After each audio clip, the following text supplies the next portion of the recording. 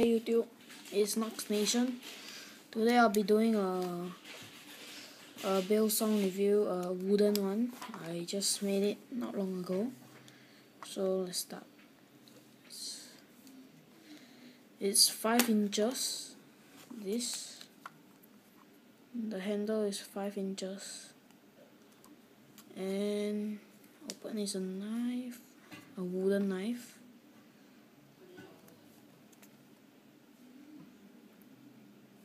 It's not sharp, it's a wooden one. And it's the